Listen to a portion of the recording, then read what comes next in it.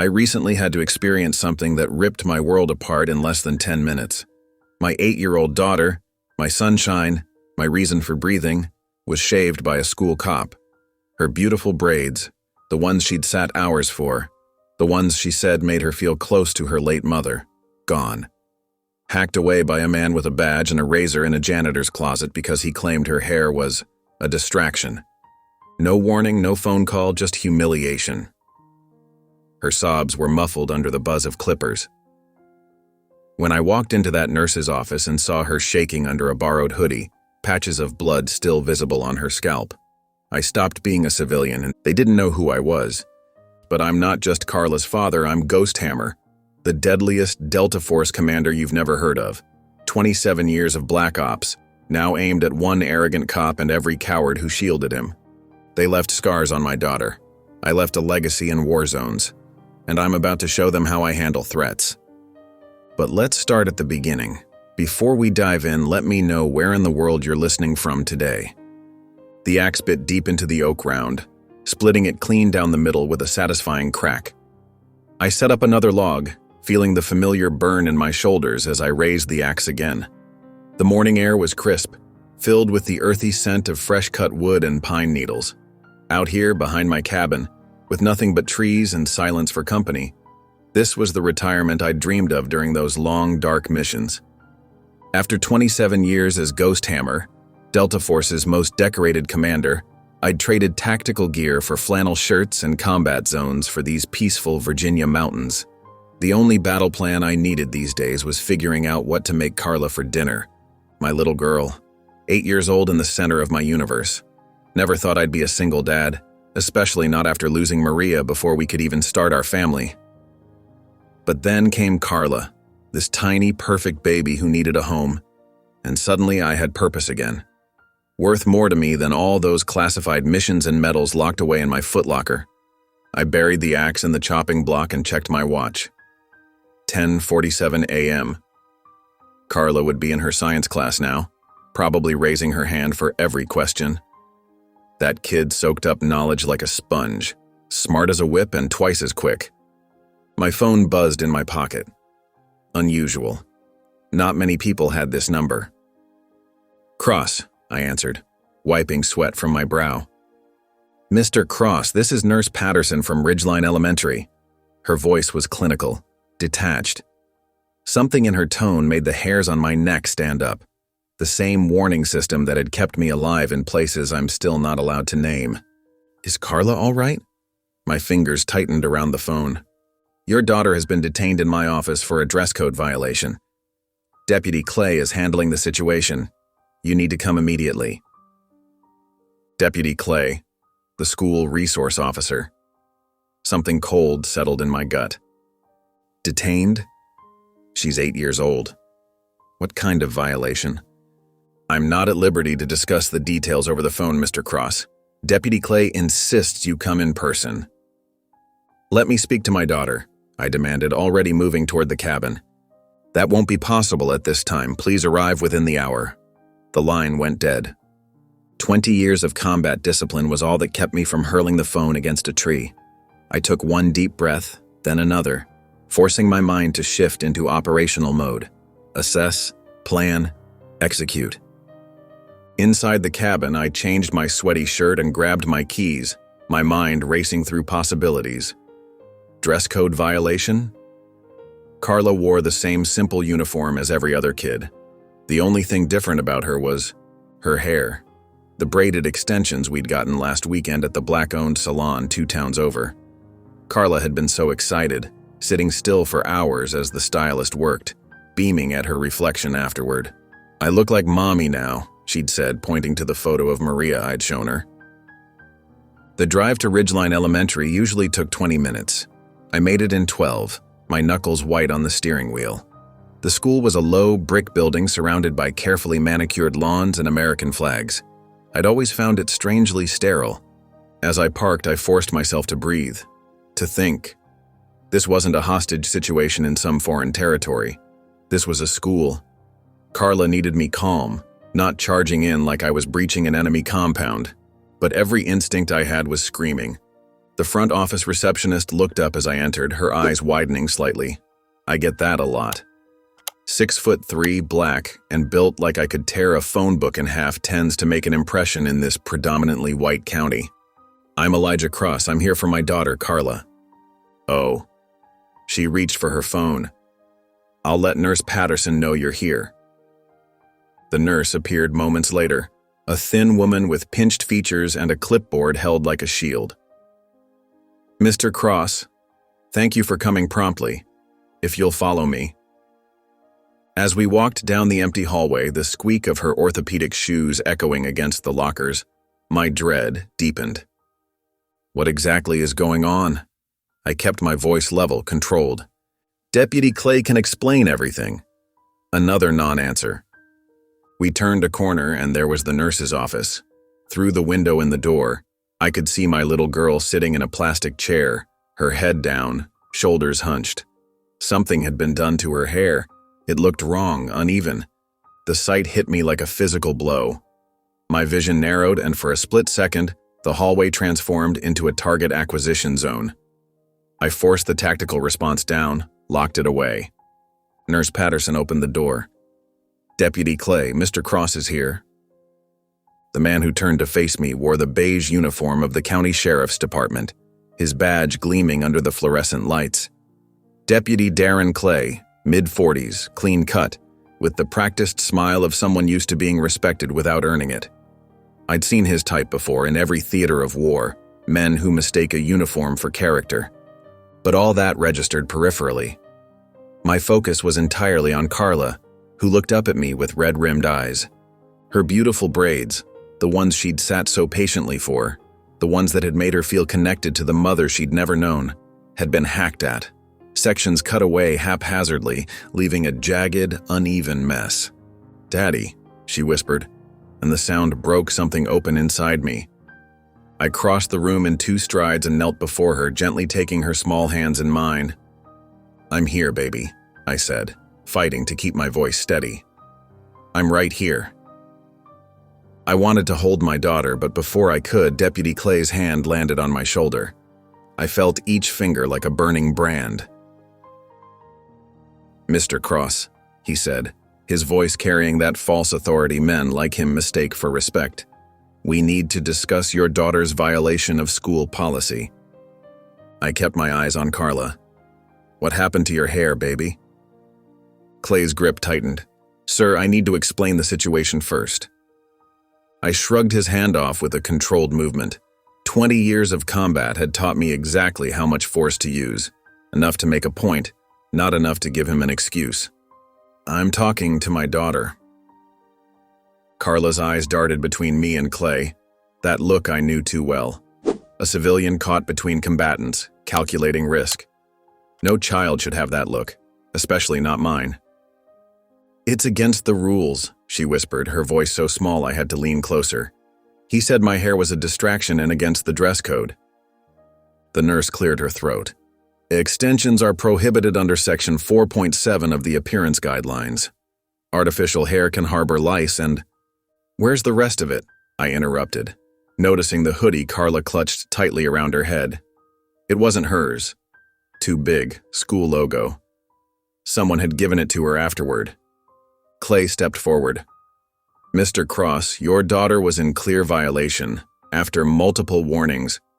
"Warnings?" I looked at Carla. "Did he warn you, baby?" She shook her head slightly, eyes down. "Verbal warnings," Clay insisted. "Now, when students refuse to comply with appearance standards, we have procedures." "Show me," I said to Carla, my voice gentle. "It's okay. Show Daddy what happened." Her small fingers trembled as they gripped the hood. She hesitated, then slowly pulled it back. The world stopped. Where my daughter's beautiful braided extensions had been, there was now a crudely shaved scalp, patchy, uneven, with several small cuts that had dried blood around them. Someone had taken a razor to my child's head without skill or care. My training kicked in automatically. I cataloged every injury. 3 visible nicks that had bled, patches where the skin looked raw from too much pressure, the tremor in her lower lip, the way her eyes couldn't meet mine from shame. Who did this? The question came out so quietly I barely recognized my own voice. Carla's eyes flicked toward Clay, then away. Deputy Clay was enforcing school policy, the nurse offered, but her voice had lost its certainty. I turned to face Clay fully for the first time. "You put your hands on my daughter's head with a razor?" His stance shifted subtly, weight to the balls of his feet, hand drifting toward his hip where his service weapon rested. I recognized the movement. I'd taught it to men better than him. "Your daughter was given options to comply. When she refused, I took appropriate action to enforce the code." "Where?" I asked. "Excuse me? Where did you take my 8-year-old daughter to cut her hair?" A flash of something, discomfort, maybe even guilt, crossed his face before the professional mask returned. "To a private location where other students wouldn't witness the disciplinary action." Carla's voice came so softly I almost missed it. "The janitor's closet." The nurse's eyes widened slightly. Apparently, this detail was new to her too. "He pulled me there," Carla continued, each word seeming to cost her. "Said I was making trouble on purpose. That I needed to learn." Her voice broke. "He used the razor from his bag. It hurt, Daddy." I closed my eyes for exactly 3 seconds, a technique I'd developed in the field when the situation demanded absolute control. 3 seconds to feel everything, the rage, the pain, the murderous intent washing through me like napalm. 3 seconds to let it burn hot and clean. Then I opened my eyes, decision made. I lifted Carla gently, cradling her against my chest, feeling her small arms wrap around my neck. The familiar weight of her, the trust in that embrace. It centered me, reminded me what mattered. "We're going to the hospital to document these injuries," I said, my voice perfectly level. "Then we're filing a police report." Clay stepped forward. "Now hold on." "Don't." The word carried 20 years of command authority. Clay froze mid-step. "You took my child into a closet alone. You physically restrained her. You cut her until she bled. Where I come from, we have words for men who do that." The nurse began. "Mr. Cross, I'm sure this is just a misunderstanding." "Take pictures," I told her, my eyes never leaving Clay. "Of every cut, every patch of irritated skin. Put them in her file. Today's date. Deputy Clay's name. Do it now." Something in my tone made her comply without argument. She retrieved her phone with shaking hands and began documenting Carla's injuries. "This isn't over," Clay said, his voice dropping to a threatening register meant only for me. I looked at him then, really looked at him, letting him see what was behind my eyes. The man I'd been, the things I'd done in service to my country, the calculations running through my mind. "No," I agreed softly. "It isn't." Carla's tears were soaking into my collar as I turned to leave, her small body shaking with silent sobs. I held her closer, whispering into her ear, "I've got you, baby girl. I've got you." And as we walked out of that school, I felt something awakening inside me, something I'd buried when I left the service. The cold, precise focus of a man who specialized in solving problems permanently. Deputy Darren Clay had just become a problem. I held Carla through the evening, her small body curled against mine on our worn leather couch. She hadn't spoken much since leaving the school. The hospital visit had been mercifully quick, the emergency room doctor documenting the cuts, taking photos, his face growing grimmer with each one. The police report had been filed with an officer I didn't know, who'd looked uncomfortable the whole time, especially when I mentioned Clay's name. "Hungry, sweetheart?" I asked, gently stroking what remained of her hair. She shook her head, then changed her mind. "Maybe a little." In the kitchen, I made her favorite, grilled cheese with the crusts cut off, sliced into triangles the way she liked. Simple comfort food. I set it before her with a glass of chocolate milk, watching as she took small, mechanical bites. "He said my hair was against the rules," she finally whispered, staring down at her plate. "He said I was being defiant." My hands tightened on the edge of the counter. "Your hair was beautiful, Carla. There was nothing wrong with it." "It hurt, Daddy." Her voice broke. I told him it hurt, but he didn't stop. I moved to her side, kneeling down to eye level. I need you to know something very important. What he did was wrong. Not just a little wrong. Completely, totally wrong. No adult should ever touch you like that. Ever. Her eyes welled up. The other kids saw me after. They laughed. The tears came then, heavy and unstoppable. I gathered her up, food forgotten, and carried her to the rocking chair in her bedroom, the one I'd used since she was a baby. Back and forth we rocked, her sobs muffled against my chest. I hummed softly an old tune my mother used to sing, feeling each shudder of her small frame like a physical blow. "I don't want to go back there," she whispered between sobs. "You don't have to," I promised. "Not ever if you don't want to." I held her until the crying subsided, until her breathing deepened and her body grew heavy with sleep. Even then, I kept rocking, unwilling to break the contact, watching the gentle rise and fall of her chest. My beautiful girl, my heart. Only when I was certain she was deeply asleep did I carefully tuck her into bed, placing her favorite stuffed elephant next to her. I stood watching her for a long moment, memorizing the peaceful expression that had finally returned to her face in sleep. Then I quietly closed her door and headed for the basement. The air was cool and slightly musty as I flicked on the lights. This space had been untouched for years, just storage boxes and old furniture gathering dust. I moved to the far corner where a large trunk sat beneath an old sheet. My fingers hesitated only briefly before pulling the cover away. The trunk's combination lock turned easily under my fingers, 1807-39, the date I'd met my wife. Inside, neatly organized, lay the remnants of another life. I removed each item methodically: tactical gear, specialized tools, manuals, and a small metal box containing various identification documents I'd never returned. At the very bottom, wrapped in cloth, was my planning kit. I unwrapped it carefully, feeling the weight of memory as I did. Inside, high-grade topographical maps, colored markers, string, pushpins, and laminated sheets for writing operational details. I cleared a space on the far wall, removing framed photos of happier times. They'd go back up later. For now, I needed the space. First went up the satellite map of our town I'd printed before leaving the hospital. Next, the school layout I'd memorized when Carla first enrolled. Then photos, some from public records, others I'd quietly taken over the years out of ingrained habit. Old instincts never really die. Deputy Darren Clay's official department photo went in the center. Around him, I arranged the others. Principal Whitman, who'd hired Clay and defended him for years despite complaints. Superintendent Morris, who'd implemented the appearance policy Clay had used against Carla. Mayor Hoffman, whose community policing initiative had put Clay in the school to begin with. Red string connected them, creating a web of responsibility. I stepped back, studying the wall with cold detachment. This wasn't rage driving me now. Rage was useless, sloppy. This was purpose, precision, the familiar clarity of mission planning.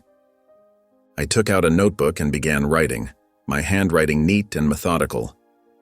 Intelligence requirements. Every operation begins with information. Without it, you're just thrashing in the dark. I needed to understand exactly how Clay had maintained his position despite what must have been previous incidents. People like him don't start with scalping an 8-year-old girl. There would be a pattern, complaints that were buried, witnesses who were silenced. I checked my watch, 2:17 a.m. Carla would sleep through the night with the mild sedative the doctor had prescribed. I had time. I changed into dark clothing, practical and nondescript. Nothing tactical, nothing that would draw attention. Just a man out for a late-night walk. In my pocket went a small digital recorder and a pen light. My first stop would be the watering hole, the bar where off-duty officers gathered. Clay would be a regular, no doubt. People talk when they drink, especially when they think they're among friends. And I had always been very good at listening without being noticed. I paused at Carla's door on my way out, opening it just enough to see her sleeping form. The sight hardened my resolve. This wasn't just about revenge. It was about justice.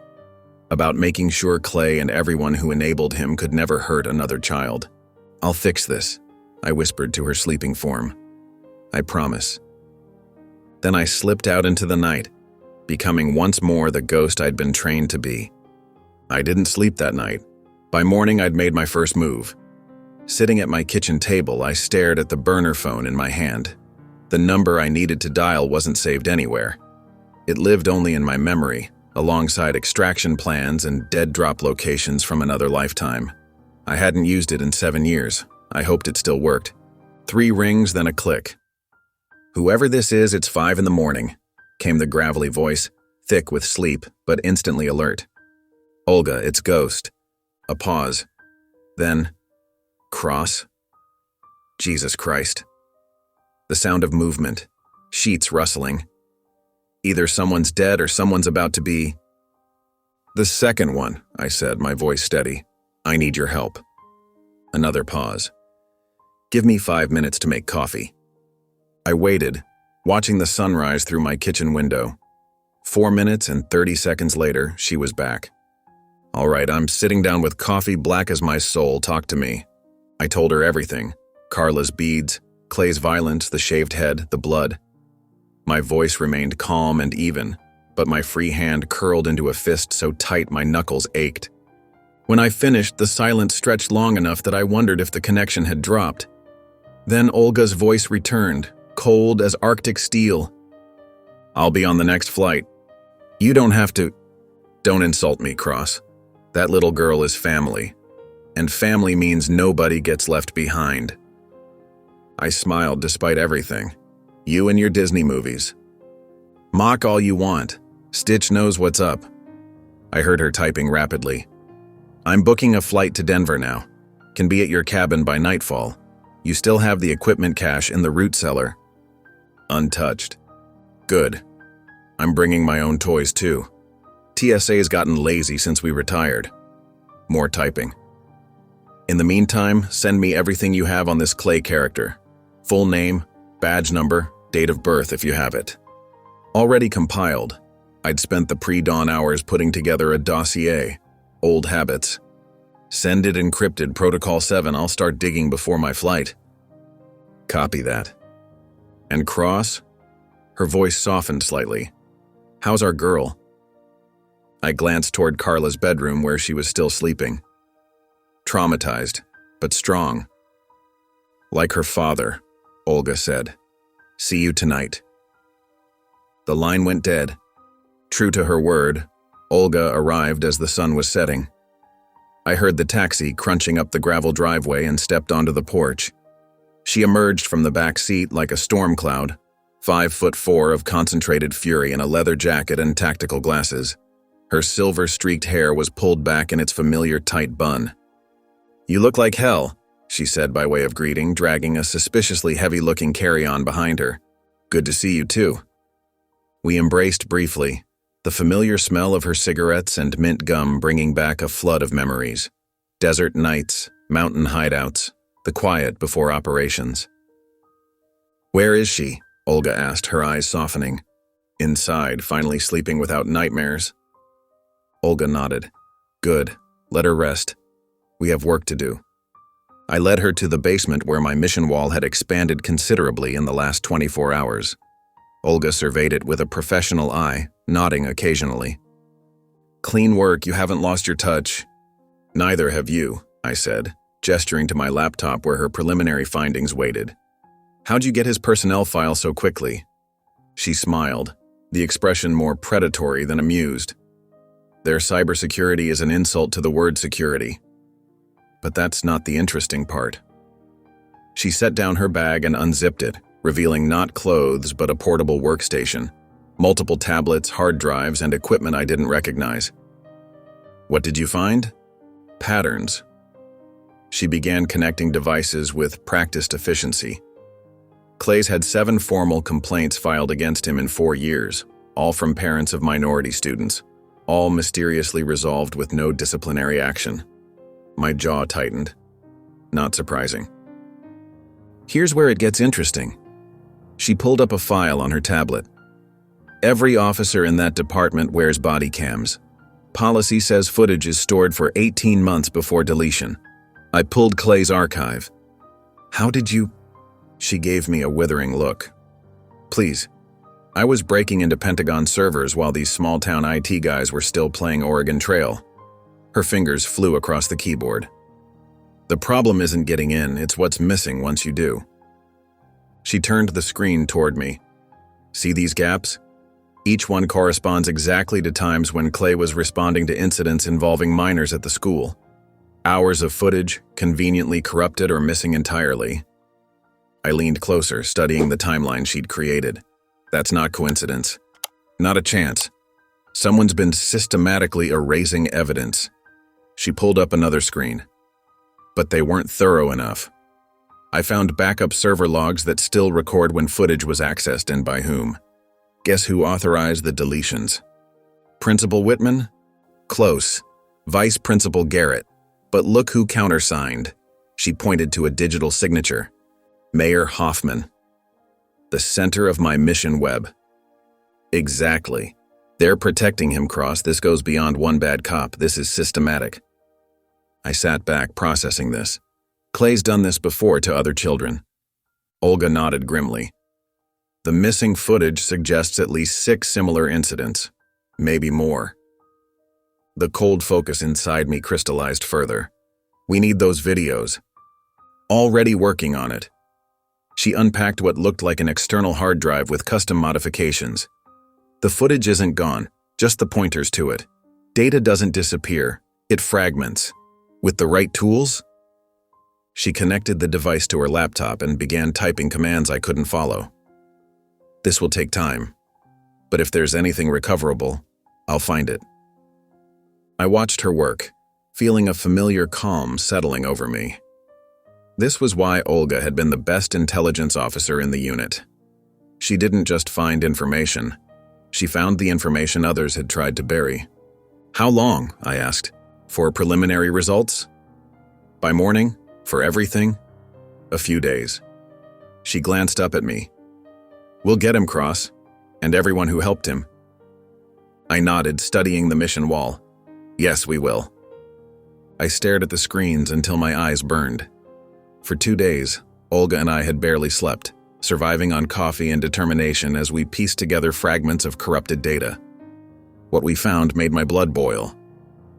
Got another one, Olga said, her voice flat with disgust. September 17th last year. She turned her laptop so I could see. The footage showed Darren Clay towering over a black teenager in the school hallway, finger jabbing into the boy's chest. The audio was patchy, but Clay's words came through clear enough. Think you're special? Think those grades mean anything when you can't follow simple instructions? The boy's response was inaudible, but whatever he said made Clay grab him by the collar and push him against the lockers. Detention. 3 days. And next time you question my authority, it'll be suspension.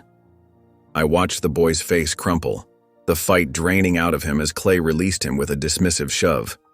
What was the incident report for this one? I asked, my voice tight. Olga pulled up another file. Student being disruptive during class change. According to Clay's report, the kid was aggressive and threatening. I laughed without humor. The only threat in that hallway was wearing a badge. That's the 14th incident we've recovered, Olga said, rubbing her eyes. Notice the pattern? I nodded grimly. Every single kid is either black or Latino. And every single file was either wiped from the system or marked sensitive, restricted access. She scrolled through her notes.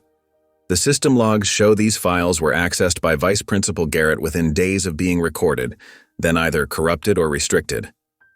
They're covering for him, I said, the realization hardening in my gut. They've been doing it for years. Olga nodded, then suddenly straightened. Hold on. I think I've got something big. Her fingers flew across the keyboard. This one wasn't fully wiped, just hidden under triple encryption. But they used the same key structure as the others. The screen flickered and new footage appeared. Unlike the hallway confrontations, this was from inside what looked like a small office. Clay sat behind a desk, a tiny Latino boy, couldn't have been older than 9, trembling in the chair across from him. Do you know why you're here, Miguel? Clay's voice was falsely gentle. The boy shook his head, eyes wide with fear. Because Mrs. Peterson says you stole erasers from her classroom. Did you steal those erasers, Miguel? No, sir, the boy whispered. Clay's face transformed in an instant, slamming his hand on the desk. Don't lie to me. The boy flinched violently, tears immediately streaming down his face. I didn't. Shut up. Clay stood, looming over the desk. You people think you can just take whatever you want, don't you? Think the rules don't apply to you? The boy was sobbing now, curling into himself. Look at me when I'm talking to you. Clay grabbed the boy's chin, forcing his head up. Your kind needs to learn respect. You understand me? I felt my hands curling into fists, nails digging into my palms. I'm going to call your parents, Clay continued, his voice dropping to a menacing whisper. And if they're not legal, maybe I'll make some other calls too. Would you like that, Miguel? The footage cut off abruptly. The silence in my basement felt deafening. Jesus Christ, Olga whispered. I stood up, needing to move, to do something with the rage building inside me. This one's intact? The full file? Yes, perfectly preserved. They hid it instead of corrupting it. She looked up at me, her eyes hard. What are you thinking? The public needs to see this. I paced the length of the basement. The school board, the mayor, they've been protecting him, but they can't ignore this.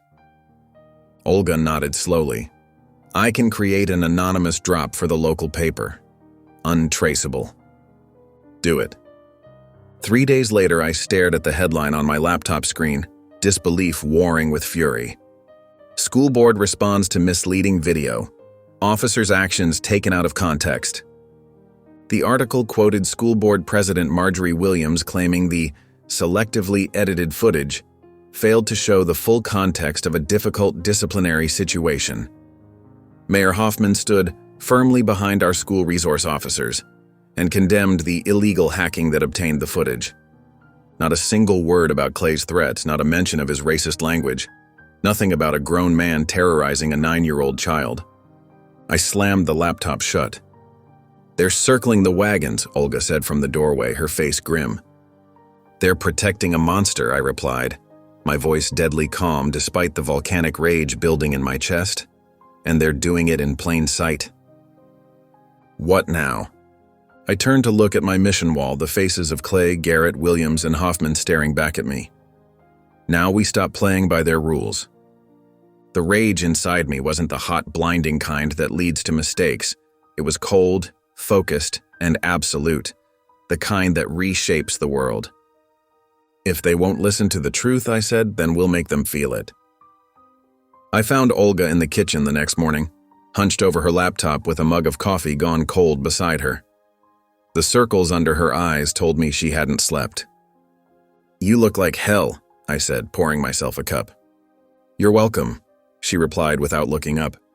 The network tap on Clay's home router is active. Every device, every connection, we've got it all. I nodded, feeling a grim satisfaction. Anything yet?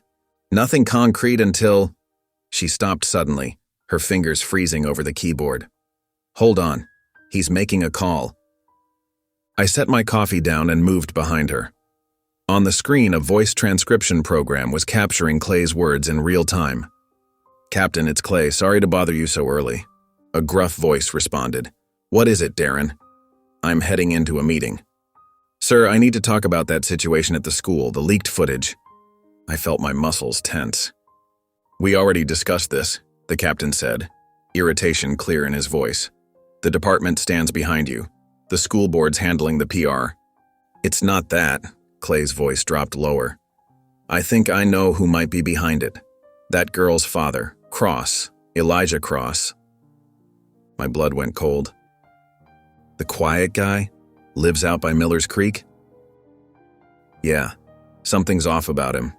Way he looked at me that day. I've been asking around. Nobody knows much about him. Moved here 5 years ago with the girl. Keeps to himself. So, half the county keeps to themselves. I ran his name through the system. Nothing came up. No military record, no employment history I could find. Just… nothing. My jaw clenched. He was digging.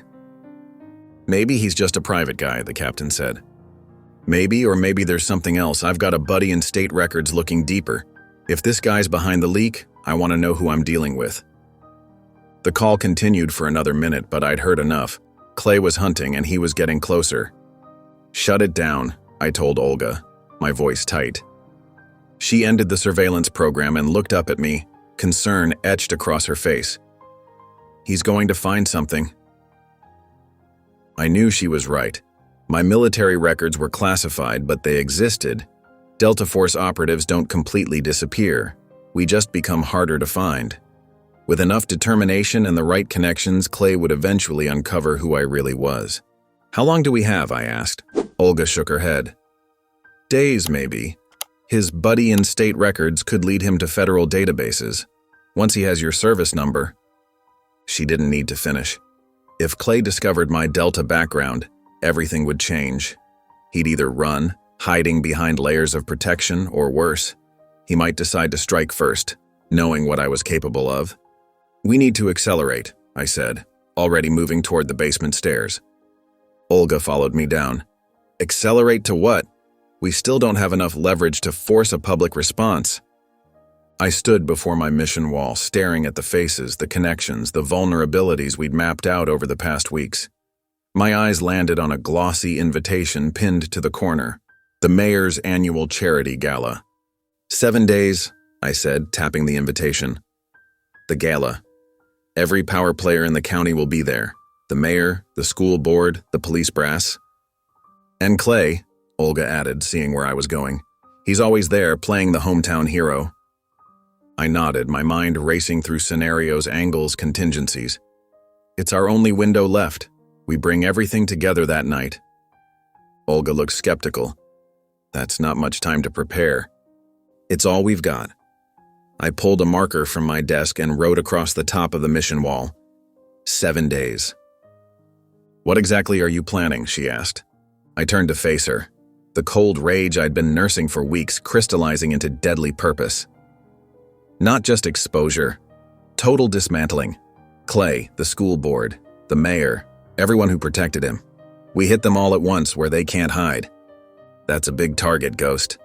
She used my old operational nickname, a sign she understood the gravity of what I was proposing. I've hit bigger with less time to prepare. I started pulling files from the wall, reorganizing them. We need surveillance on all primary targets. Daily movements, security details, communications. Olga nodded, already pulling out her laptop. I'll start with the venue. Security systems, staff schedules, guest list. Good.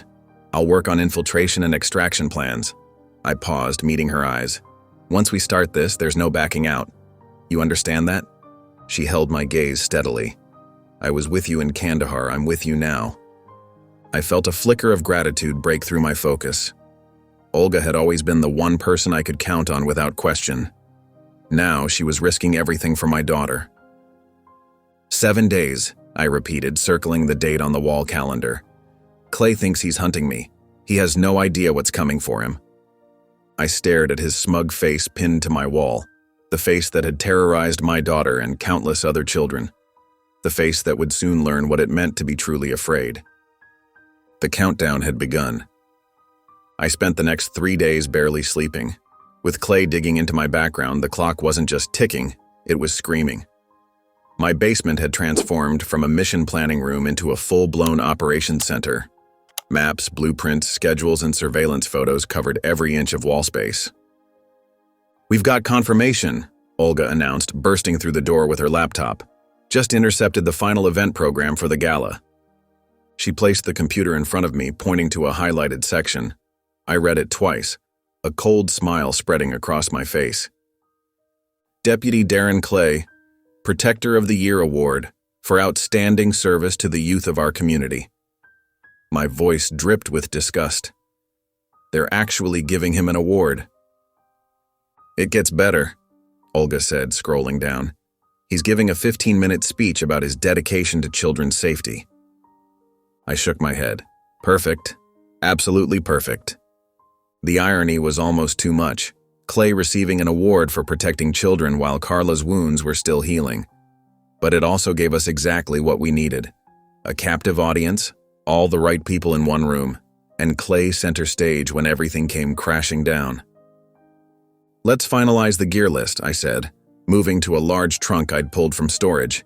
It contained equipment I hadn't touched in years, tools from my former life that I'd hoped never to use again. Olga joined me as I inventoried what we had. Wireless microphones, 6 of them. Range is about 500 feet. "We'll need to plant them throughout the venue," she said. "Coverage in the main ballroom, backstage, and the service corridors."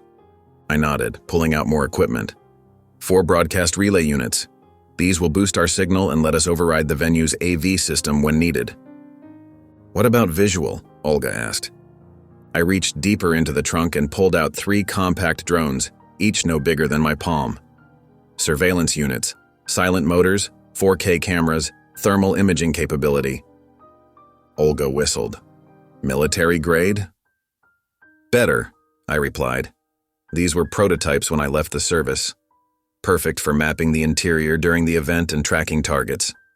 We spent the next hour going through every piece of gear, testing batteries, checking connections, and making sure nothing would fail when we needed it most.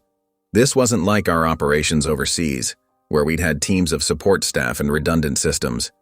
This was just the 2 of us, and every piece had to work flawlessly. "What about entry?" Olga asked, spreading the venue blueprints across the table. The mayor's annual charity gala was being held at the Westridge Country Club, an exclusive venue with surprisingly decent security. I'd spent yesterday doing a drive-by reconnaissance, noting camera positions and guard rotations. 3 entry points, I said, pointing to the blueprints. "Main entrance here, service entrance on the east side, emergency exit on the north. All monitored, but the service entrance has the lightest coverage." I traced my finger along the blueprint. "Delivery trucks arrive between 4 and 6 p.m. The catering company makes their final drop at 5:30. That's our window." Olga nodded, making notes. "What about inside? Where are the choke points?" I'd memorized the layout over the past 2 days, studying every corridor, stairwell, and potential bottleneck. Main ballroom has 2 entrances from the lobby. Service corridors connect to the kitchen here and here. If security responds, they'll come through these doors first. I marked each point on the blueprint, my mind automatically calculating timing, distances, and fallback positions, just like I'd done hundreds of times in the field. "And the stage?" Olga asked. "Here." I pointed to the raised platform at the north end of the ballroom. "This is where Clay will receive his award. Main AV controls are backstage in this room. That's our primary target for the relay units." I stood back, looking at our work. The plan was taking shape, but I could feel the weight of what we were attempting. This wasn't a sanctioned military operation with extraction plans and backup teams. This was just us taking on an entire system of corruption with nothing but determination and whatever equipment we could cobble together. "You know," Olga said, reading my expression, "in Mosul, we had a whole team and still nearly got our asses handed to us." I smiled slightly at the memory. "This is different." "Yeah," she agreed. "This time it's personal." I moved to another table where I'd laid out the formal attire we'd need. A black tuxedo for me, one I'd purchased years ago for a mission in Monaco and never thought I'd wear again. For Olga, an elegant service uniform that would let her blend in with the catering staff.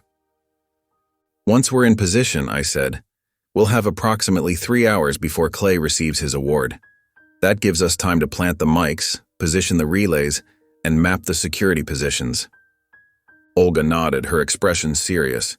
"And if something goes wrong? If we're identified?" I met her gaze steadily. "Then we adapt and overcome, just like always." We both knew what I wasn't saying. There was no backup plan, no extraction team.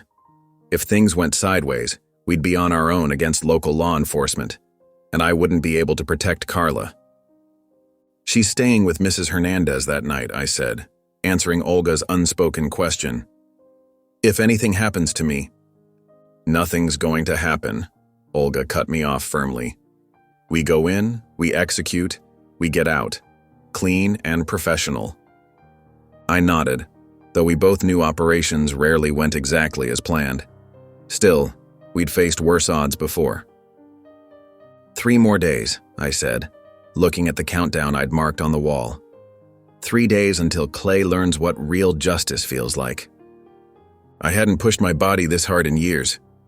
Every muscle screamed as I dropped for another set of push-ups, sweat pooling beneath me on the basement floor. 55, 56, 57. My arms trembled, but I refused to stop. This wasn't about staying fit anymore. This was preparation for war.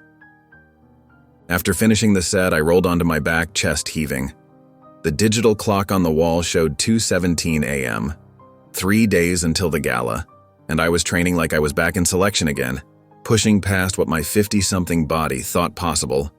I stood, ignoring the protest in my knees, and moved to the makeshift obstacle course I'd set up. Timing myself, I navigated through it in complete darkness, relying on spatial memory and the faint ambient light from the small basement window. 8 seconds faster than yesterday. Not good enough. I did it again. And again. And again. By 3:30 a.m., my t-shirt was soaked through, and my hands were raw from the rope work, but physical conditioning was only part of the preparation. I settled into the worn armchair in the corner, closed my eyes, and began running mental drills, visualizing every approach, every corner, every possible complication at the gala venue. What if the service entrance was being watched? What if Olga couldn't access the AV room? What if Clay brought unexpected security? I mapped contingencies for each scenario, building redundancies into redundancies. Adapt and overcome, I whispered to myself, an old mantra from my Delta days. The stakes had never been higher, not even during the most classified missions I'd led. Those operations had national security implications, sure, but this was about Carla, my daughter, the little girl sleeping peacefully 2 floors above me, unaware that her father was plotting an operation that could either restore justice or tear our lives apart permanently. That thought hit me like a physical blow. I leaned forward, elbows on knees, and faced the cold reality. If I failed, if I was caught, Carla would lose me. After everything she'd already endured, she'd be alone again. Another trauma, another abandonment. My chest tightened. For the first time since beginning this mission, doubt crept in like a fog, clouding my resolve. Was I being selfish? Putting my need for justice above Carla's need for stability? I glanced at my watch. Almost 4 a.m. I'd been at this for hours and would be again tomorrow night and the night after. Forcing my aching body up from the chair, I decided to check on Carla before trying to get a few hours of sleep myself. Her door was slightly ajar, just as she liked it. I pushed it open gently, careful not to let the hinges creak. Moonlight spilled through her window, casting a soft glow across her sleeping form. The bandages were still wrapped around her head, covering the wounds where her beautiful braids had once been. Even in sleep, she kept one hand protectively near her scalp. I knelt beside her bed, watching the gentle rise and fall of her chest. This perfect, innocent child who trusted me to keep her safe. And I had failed her once already. The system had failed her. Everyone had failed her. "I'm sorry," I whispered, so softly it was barely audible even to me. "I'm sorry I wasn't there to protect you." Carla stirred slightly but didn't wake. A small frown crossed her face, as if even in sleep, the memory of that day haunted her. I gently touched her hand, the one resting near her injured scalp. "I will make this right," I promised in a whisper. "Whatever it takes." And in that moment, the doubt that had plagued me downstairs evaporated. Yes, there were risks. Yes, I could lose everything. But doing nothing wasn't an option. Not when the people responsible were being celebrated rather than held accountable. Not when my daughter's dignity had been stripped away with such casual cruelty. I stood slowly, my joints protesting after the night's exertion. Tomorrow would bring more preparation, testing communications equipment with Olga, finalizing our approach vectors, running through the timing once more. I'd train again, push harder, become the weapon I once was. As I quietly closed Carla's door, leaving it just slightly ajar, I felt a familiar calm settling over me. It was the same feeling I'd had before the most dangerous missions of my career. Not confidence exactly, but certainty. Certainty that I was doing what needed to be done, regardless of personal cost. Back in my room, I lay down but didn't sleep. Instead, I stared at the ceiling, mentally reviewing every detail of our plan, searching for weaknesses, identifying potential failure points. Dawn would come soon, and with it, another day closer to the reckoning I'd promised. For Carla, I would become Ghost Hammer one last time. And this time, justice wouldn't be denied. I watched the sunset through the cabin window, the last rays of light disappearing behind the pines. Night was falling on the eve of the gala, the moment we'd been planning for weeks. Every muscle in my body felt taut with anticipation. Behind me, Olga worked with practiced efficiency, transforming our living room into a tactical command center. 3 monitors glowed in the dimness, displaying building schematics, security camera feeds, and a personnel database she'd borrowed from the county records. "Comms check," she said, not looking up from her keyboard. "Earpiece should be live." I tapped the nearly invisible device in my ear. "Reading you 5x5. Good. Remember, I'll have eyes on everything except the Northwest Service Corridor. That's your blind spot." She finally turned to face me, her expression softening just slightly. "You sure about this, Ghost?" I nodded, running my hands down the front of my rented security uniform.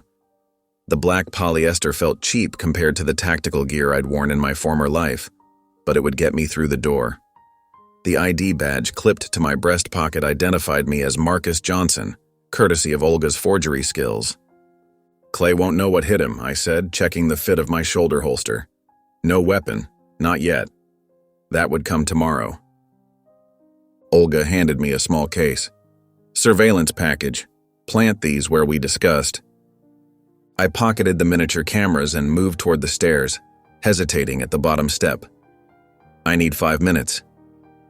She understood without further explanation. "I'll finish the final checks." Upstairs, I paused outside Carla's door. She was staying with Mrs. Abernathy next door tonight, a precaution I'd insisted on, just in case. I pushed open the door to her empty room, moonlight streaming through the window onto her neatly made bed. From my pocket, I pulled out a folded piece of paper, a letter I'd written earlier that day. My hands weren't entirely steady as I placed it on her pillow. If things went wrong tomorrow, if I didn't come back, she needed to know why. Why I'd risked everything, why I couldn't let what happened to her go unanswered. The letter explained everything.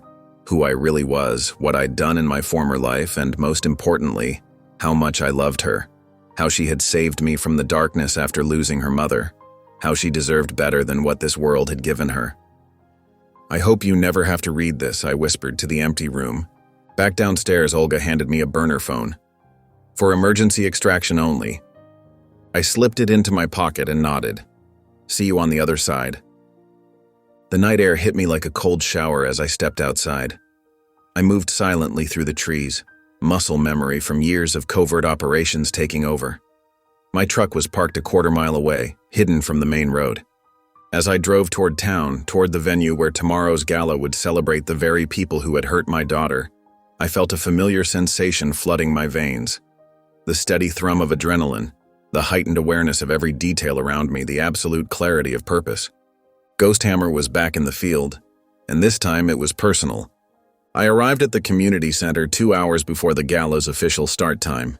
The rented security uniform fit perfectly, and the forged badge clipped to my chest pocket felt like a talisman of invisibility. No one questioned me as I walked through the service entrance, nodding at the real security guards with the practiced confidence of someone who belonged. "In position," I murmured, my lips barely moving. "Copy that," Olga's voice crackled in my ear. "I've got eyes on the main hall, kitchen, and both entrances. You're clear to move."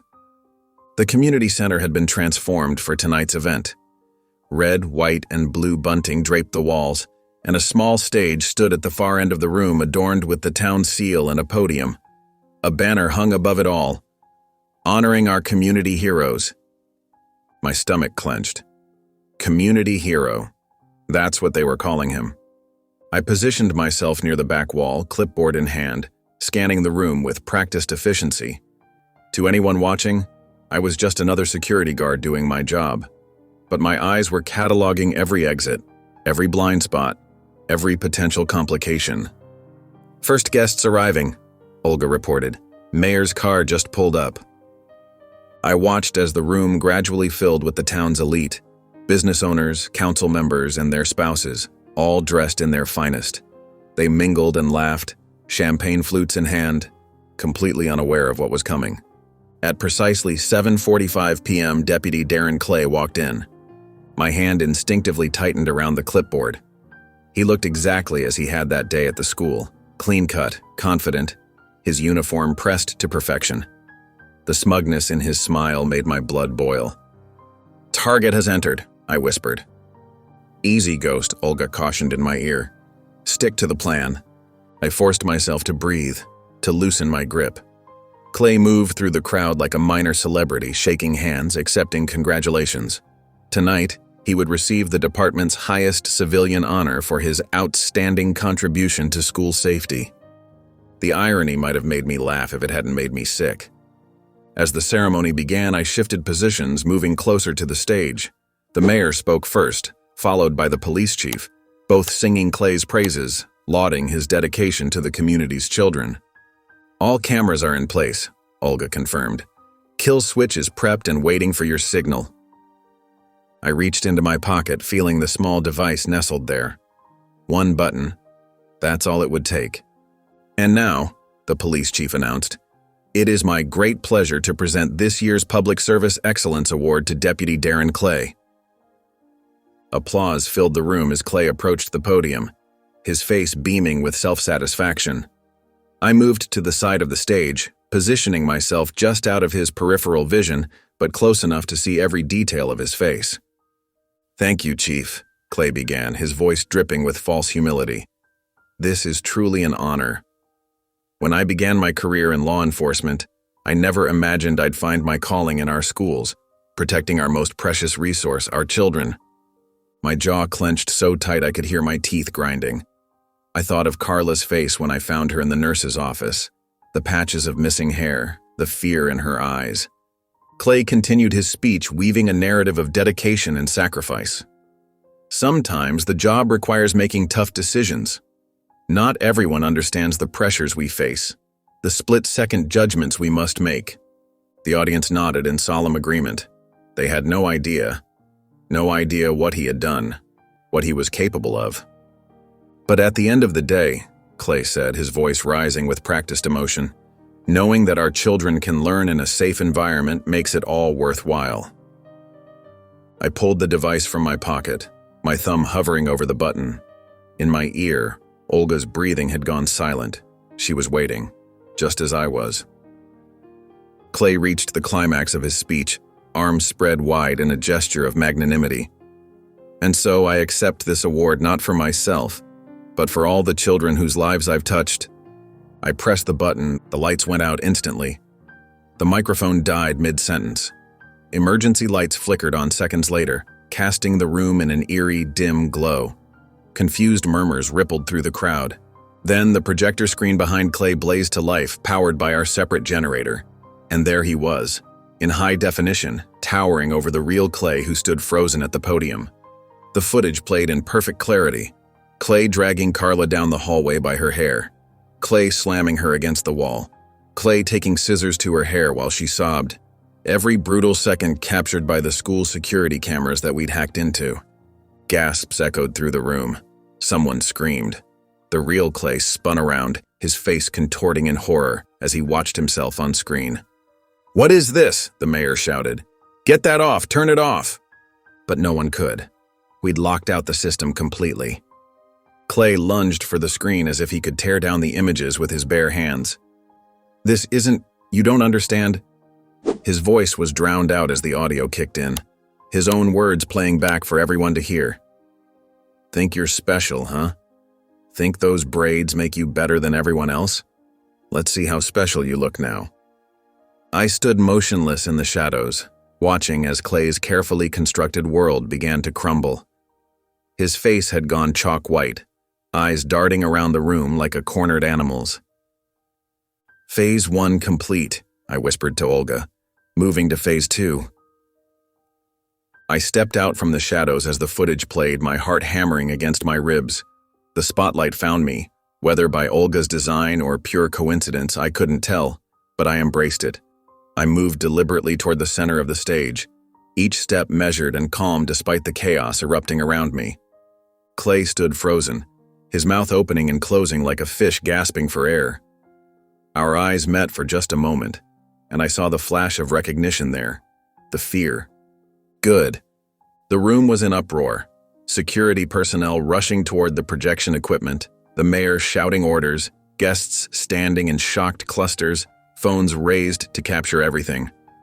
But as I stepped fully into the light, a strange hush fell over the crowd. I adjusted the small microphone I'd concealed in my jacket, one of Olga's special designs that would override the venue's disabled sound system. When I spoke, my voice carried through the room with perfect clarity. "My name is Elijah Cross," I announced, keeping my tone even and controlled, "and the man you're honoring tonight assaulted my daughter." The silence that followed was absolute, as if everyone had collectively held their breath. Then came the gasps, the whispers that spread like wildfire through the crowd. I could almost feel the vibration of shock in the air. "That's a lie!" Clay shouted, lunging toward me. 2 security guards moved to intercept him, but they seemed uncertain, torn between restraining the man they'd come to celebrate or the stranger making accusations. I didn't flinch. Instead, I gestured toward the screen behind us where the footage continued to play in damning detail. "The evidence speaks for itself, Deputy Clay." As if on cue, and it was thanks to Olga's impeccable timing, the single projection expanded to fill every digital surface in the room. The screens normally displaying the gala's sponsors, the televisions at the bar, even the digital photo frames on the tables, all suddenly showed different angles of Clay's abuse. "My daughter, Carla Cross, is 15 years old," I continued, my voice steady despite the rage burning in my chest. 3 weeks ago, she wore traditional braids to school, braids that connected her to her heritage, braids that violated no school policy. The footage shifted to show Carla being pulled from class, Clay's hand gripping her arm with unnecessary force. Deputy Clay decided those braids were, in his words, gang-related. When she tried to explain their cultural significance, he dragged her to the detention room. The room was so quiet now that the audio from the footage seemed to echo, Clay's voice distorted but unmistakable. "You think you're special? Let's fix that attitude." I watched faces in the crowd, shock giving way to horror, to disgust. The police chief had gone pale. The mayor looked like he might be sick. "For 43 minutes, I said, each word deliberate, "he humiliated my child. He cut her hair against her will. He slammed her against the wall when she tried to stop him. And when he was done, he left her alone, bleeding from where he'd nicked her scalp, surrounded by the braids that took hours to create. Braids that represented her connection to her mother." Clay made another move toward me, but this time the security guards held him firmly. "That's not what happened," he shouted, his composure completely shattered. "She was defiant. She threatened me." I pulled out my phone and held it up. "Is that what happened, Deputy Clay? Because I have the audio from that room, too." With a nod to Olga, the footage changed again. Now the screens showed Carla's face, tears streaming down her cheeks as she begged, "Please stop. Please. My dad made these with me. Please." And Clay's response, "Your dad should have taught you to respect authority. Maybe this will teach you both a lesson." The murmurs in the crowd grew louder, angrier. Someone near the back shouted, "Get him off the stage." But they weren't talking about me. "I tried the proper channels," I said, addressing the room at large now. "I filed complaints. I contacted the school board. I reached out to local media. And I was ignored, dismissed, told that Deputy Clay's record was spotless, that my daughter must have provoked him somehow." I stepped closer to Clay, close enough to see the sweat beading on his forehead, the panic in his eyes. "So I'm bringing the truth directly to you, his supporters, his community, the people whose approval he craves, because you deserve to know who you're celebrating tonight." Clay finally broke free from the guards, lunging at me with a roar of rage. I sidestepped easily, the movement so ingrained from years of training that it was practically reflex. He stumbled past me, nearly falling off the edge of the stage before catching himself. "You're ruining me," he screamed, his face contorted with fury. "You have no right." I stood my ground, my voice never rising as I replied, "You ruined yourself the moment you put your hands on my child." The police chief had finally recovered enough to take action. He climbed onto the stage, flanked by 2 officers, but to my surprise, they moved toward Clay, not me. "Darren Clay," the chief said, his voice tight with controlled anger, "you need to come with us. Now." As they led Clay away, his protests echoing through the stunned ballroom, I remained center stage, bathed in the spotlight, watching justice begin to unfold. The audience's stunned silence lasted exactly 3 seconds. Then the room erupted. "Get that monster," someone shouted from the back. A woman at one of the front tables stood up, pointing at Clay. "My daughter had detention with him last month. She came home crying." It was like a dam breaking. Voices rose over one another, creating a cacophony of outrage that bounced off the ornate walls. Reporters who had been lazily covering the gala as a puff piece suddenly sprang into action, shoving microphones toward the stage, their cameramen elbowing through the crowd. "Mr. Cross, how long did this abuse go on? Was your daughter the only victim? Did the school board know about the—" The questions hit me like machine gun fire, but I kept my eyes on Clay. He was cornered now, flanked by the police chief and 2 officers, his face contorting through a series of emotions: rage, disbelief, and finally the dawning realization that his carefully constructed facade was crumbling around him. In the front row, I spotted parents I recognized from school functions. A mother with her hand pressed against her mouth, tears streaming down her face. A father standing rigid, his fists clenched at his sides. These were people who had trusted Clay with their children, who had believed the officer-friendly act he put on for the community. The police chief leaned in close to Clay, saying something I couldn't hear over the commotion. Whatever it was, it triggered something primal in Clay. His eyes darted around the room like a cornered animal's, and then, with a sudden violent shove, he pushed the chief aside.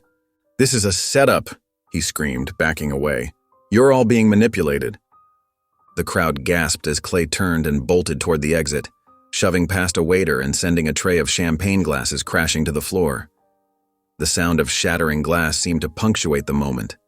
The shattering of his reputation, his career, his freedom. But Clay never made it to the door. 2 men in dark suits moved with coordinated precision, emerging from opposite sides of the exit.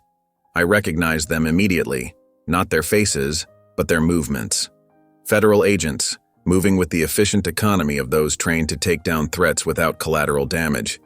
They timed it perfectly. Just as Clay reached the exit, thinking he was home free, they converged. The first agent swept Clay's legs, while the second drove a shoulder into his midsection. Clay went down hard, the air audibly leaving his lungs as he hit the polished floor. "Darren Clay," the first agent announced, his voice carrying across the now hushed room as he pulled Clay's arms behind his back. "You are under arrest for civil rights violations under color of law, assault of a minor, and obstruction of justice." The metallic click of handcuffs echoed through the ballroom. I stood motionless on the stage, watching as the man who had terrorized my daughter, who had believed himself untouchable, was restrained and read his rights. The federal agents had been my insurance policy, Olga's contacts ensuring that regardless of local politics, Clay would face consequences. Camera flashes exploded around Clay, capturing his moment of disgrace from every angle. The mighty Protector of the Year, the man who was supposed to be receiving an award tonight, instead being dragged away in cuffs, his uniform, the symbol of his authority, now disheveled and stained from his fall. "Dad?" I felt my phone vibrate in my pocket and pulled it out to see Olga's text. "Carla's watching the live stream. She wants to talk to you." I stepped away from the microphones, finding a quieter corner of the stage as I put the phone to my ear. "Carla? Are you okay? Is it over?" Her voice was small, tentative. Did they really arrest him? I watched as the federal agents escorted Clay toward a side exit, his head bowed now, the fight gone out of him. "Yes, sweetheart, it's over. He can't hurt you or anyone else anymore." I heard her exhale a shaky breath that carried the weight of weeks of fear and trauma. "Good," she said simply. Across the room, officials were scrambling. The mayor had taken the microphone and was trying to restore order, promising a full investigation, distancing himself from Clay with every word. School board members huddled in a corner, their expressions grim as reporters circled them like sharks scenting blood. "Mr. Cross?" A woman approached me, her press badge identifying her as from one of the national networks. "Would you be willing to share more of your daughter's story? The country needs to hear this." I looked down at the phone in my hand, thinking of Carla watching from home. "That's not my decision to make," I told the reporter. "It's my daughter's story to tell, if and when she's ready." The reporter nodded, surprising me with her respect for that boundary. "Then would you at least tell us who you are? How you managed to expose this when the system failed?" I considered her question as I watched Clay disappear through the exit, flanked by the agents. In my ear, I could hear Carla's breathing, waiting for my answer. "I'm just a father," I said finally, "who refused to let his daughter's pain be ignored." I slipped out of the gala through a service entrance while everyone's attention remained fixed on the chaos inside. The cool night air hit my face as I stepped into the alley, and for the first time in weeks, I took a full, deep breath. My phone buzzed continuously in my pocket. Journalists who'd somehow gotten my number, no doubt, but I ignored it. There was only one person I wanted to talk to. "I'm on my way home," I told Carla when she answered. "How are you holding up?" "I'm okay." Her voice sounded stronger than it had in weeks. "Olga's making popcorn. She says we're going to watch the news explode." I couldn't help but smile at that. "Tell her I'll be there in 20. As I drove home, the radio filled me in on what was happening. Clay's arrest was already breaking news on every station. I switched between channels, each one more frenzied than the last. Shocking revelation at tonight's law enforcement gala. Footage appears to show systematic targeting of minority students. Sources say federal investigators had been building a case for weeks. By the time I pulled into our driveway, my phone showed 17 missed calls and 32 text messages. I ignored them all and went inside, where Carla and Olga were huddled on the couch, eyes glued to the television. "Dad!" Carla jumped up and wrapped her arms around me. I held her tight, feeling her heartbeat against mine. Her hair was growing back, just a soft fuzz covering her scalp, but a sign of healing nonetheless. "You're just in time," Olga said, nodding toward the TV. "They're about to announce the indictment." We settled on the couch together as the news anchor's grave face filled the screen. Breaking news tonight. Deputy Darren Clay has been formally indicted on multiple federal charges, including civil rights violations, assault of a minor, evidence tampering, and obstruction of justice. Sources within the Justice Department confirm the charges carry a potential sentence of up to 25 years, if convicted on all counts. The screen cut to footage of Clay being escorted into a federal building, his face ashen, shoulders slumped. Gone was the swagger, the smirk, the certainty of immunity. In its place was the hollow look of a man watching his life crumble. "Dad, they're talking about you," Carla said, squeezing my hand. The anchor continued. The evidence that led to Clay's arrest was dramatically revealed by Elijah Cross, father of one of Clay's alleged victims, during what was supposed to be Clay's award ceremony. Cross, a former military operative, apparently conducted his own investigation after local authorities failed to act on his complaints. They showed a clip from the gala, me standing on stage, face partially obscured by shadows, as the damning footage played behind me. I looked like a stranger to myself. "They don't know what to make of you," Olga said with a hint of pride. "Military operative who took down a corrupt cop. You're going to be a folk hero." I shook my head. That's not what this was about. The news continued its relentless pace. By midnight, the story had expanded beyond Clay. The school board was next. In related developments, the entire school board has been placed on administrative leave pending a state investigation into their handling of complaints against Deputy Clay. Internal emails obtained by this station appear to show board members actively suppressing parent complaints dating back 3 years. Carla sat up straighter. They knew. All this time, they knew. I put my arm around her shoulders. Power protects power until it can't anymore. By morning, the dominoes were still falling. We woke to news alerts about emergency meetings, public statements, and resignations. The mayor was the biggest casualty of the day.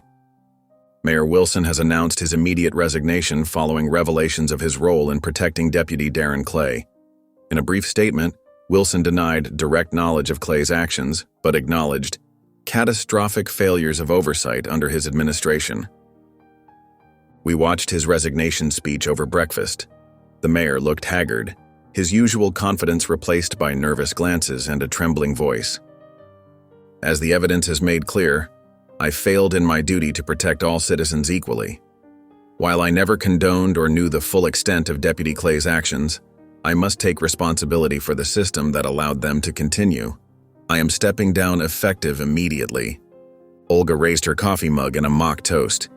And another one bites the dust. Over the next few days, I declined every interview request.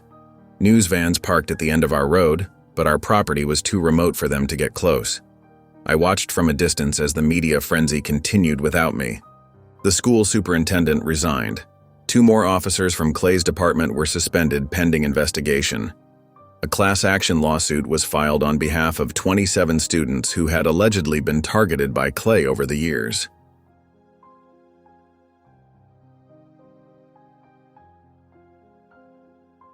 They're calling it a systematic dismantling of institutional racism in law enforcement, Olga said, reading from her tablet one evening. Your little operation turned into a reckoning. I shrugged. It was never about changing the system, it was about protecting my daughter. But the system was changing whether I'd intended it or not. Clay's indictment sparked investigations in 3 neighboring counties. Police departments across the state announced reviews of their school resource officer programs. The governor established a task force on civil rights in educational settings. A week after the gala, Carla returned to school. I drove her there myself, watching carefully as she walked through the front doors. No uniformed officer stood guard anymore. Instead, parent volunteers greeted students and teachers stood in the hallways, more vigilant than before. When I picked her up that afternoon, Carla seemed lighter somehow. How was it? I asked as she climbed into the car. She thought for a moment. Different. Better. Then she added, Some kids thanked me. Said their older brothers or sisters had problems with Clay too, but nobody believed them. I nodded, keeping my eyes on the road. And how did that make you feel? Like maybe something good came out of something bad. She looked out the window, watching the town pass by. Like maybe it was worth it. I woke before dawn, moving quietly through our cabin. The house had felt different since that night at the gala, lighter somehow, as if a storm had passed. I'd spent days fielding calls from lawyers, journalists, and even a few Hollywood producers wanting rights to our story. I declined them all. Our story wasn't for sale. Today wasn't about any of that. Today was about Carla. I knocked gently on her door. Time to get up, sweetheart. She was already awake, sitting cross-legged on her bed in the pale blue light of early morning. The scabs on her scalp had started to heal, but the uneven patches of hair remained a constant reminder. Where are we going? She asked, her voice small. It's a surprise, I said, but I think you'll like it. We drove in comfortable silence, the radio playing softly as we left our rural hideaway behind and headed toward the city. Carla watched the scenery change from dense forest to scattered suburbs to urban sprawl. I caught her occasionally touching her head in the reflection of the passenger window, her fingers tracing the damaged areas with a gentleness that broke my heart. Almost there, I said as we turned onto Martin Luther King Jr. Boulevard. The neighborhood was just waking up, shopkeepers raising security gates, early commuters waiting at bus stops. I pulled into a parking space in front of a storefront with a purple awning. Crown and Glory Hair Salon was written in gold lettering across the window.